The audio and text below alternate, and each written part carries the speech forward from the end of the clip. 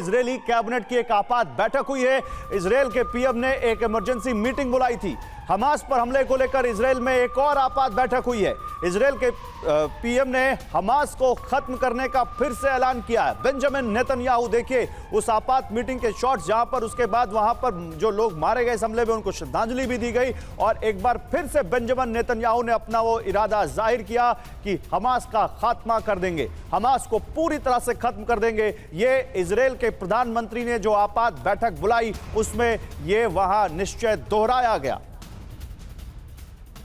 और अश्कलोन में हमास लड़ाकों पर फिर से हमला।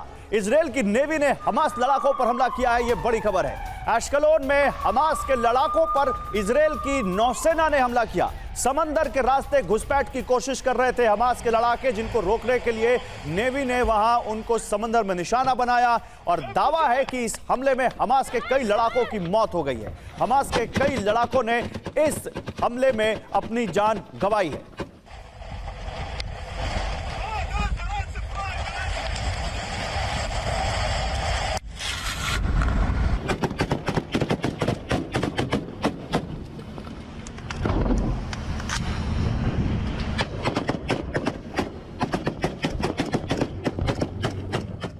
गाजा पट्टी में इजरायल की एयर स्ट्राइक सामने आई है। हमास के ठिकानों पर बम बरसाए गए हैं। गाजा पट्टी में इजरायल की एयर स्ट्राइक, हमास के ठिकानों पर बम बरसाए हैं इजरायल ने। देर रात तक धमाकों से गूंजता रहा गाजा। बमबारी से बचने एक अस्पताल में जमा हुए लोग, अस्पताल में लोग जमा हो गए क्योंकि उनको डर था कि उनके घर पर इजरायल बम गिरा सकता है। ये एयर स्ट्राइक की तस्वीरें फुल करके दिखाते हैं आपको, एक बार फिर से दिखाइए पीसीआर, फुल करके आपको दिखाते हैं कैसे गाजा पट्टी पर एक बार फिर से एयर स्ट्राइक हुई और बमबारी हुई। यहां पर ये तस्वीर देखिए, गाजा पर इजरायल कैसे बम बरसा रहा है उसकी एक और तस्वीर सामने आई है। गाजा पट्टी पर एयर स्ट्राइक की इजरायल ने और वहां कैसे कितना बड़ा धमाका हुआ।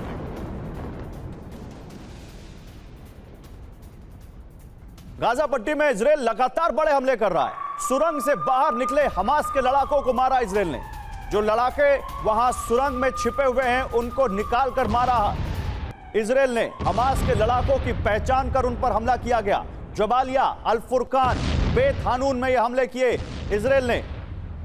जबालिया, अल फुरकान, बेत हानून, ये जो बड़े इलाके हैं और जहां पर कुछ कैंप्स बताए जा रहे हैं वहां रिफ्यूजीज के, जो कि कहा जाता है कि जिनसे हमास ऑपरेट करता है अपने कई वहां पर जो उनके ऑफिसेज हैं उनको निशाना बनाया इजरायल ने। और इस बीच एक बड़ा एक और एंगल इस पूरे मामले में जुड़ता हुआ चीन का। जी हां, इजरायली हमलों को लेकर चीन का बड़ा बयान। चीनी विदेश मंत्री ने गाजा पर हमलों की निंदा की है।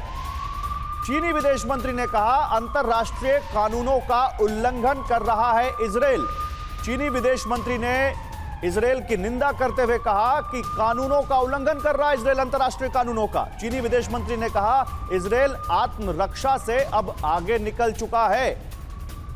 मैं जल्दी से जनरल अस्थाना के पास जाऊंगा। जनरल अस्थाना, इजरायल के इस पूरे एंगल में चीन कितना बड़ा फैक्टर है?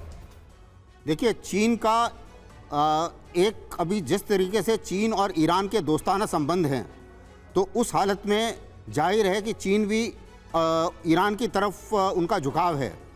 लेकिन जो ये चीन अभी बात कर रहा है, ये एक तरीके से सिर्फ चीन ही नहीं बात कर रहा है। यूरोपियन यूनियन के जो फॉरेन मिनिस्टर है उन्होंने भी ऐसा कुछ इसी तरीके से बयान दिया है। क्योंकि अगर सेल्फ डिफेंस से आगे निकल के, अभी आप मिसाल के तौर पे अभी बातचीत ये हो रही है कि कैसे आप गाजा पट्टी में चारों तरफ से बंद करके सारी जो ओपनिंग्स हैं उनको बंद करके और आप बमबारी करे जा रहे हैं। अभी न्यूज़ के लिए कहना बड़ा आसान है कि हम हमास वालों को ही मार रहे हैं सिर्फ, लेकिन हमास की जो टनल्स हैं वो सिविलियन इलाके और सिविलियन बिल्डिंग के नीचे हैं। तो ये हो नहीं सकता कि आप हमास को डायरेक्टली मार पाएंगे बिना सिविलियंस का नुकसान करे, तो कोलेटरल डैमेज होंगे।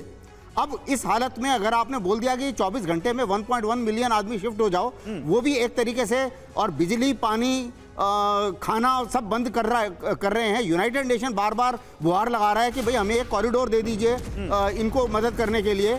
तो इस हालत में इजराइल का क्रिटिसिज्म होगा और इजराइल शायद इस क्रिटिसिज्म के लिए तैयार भी है।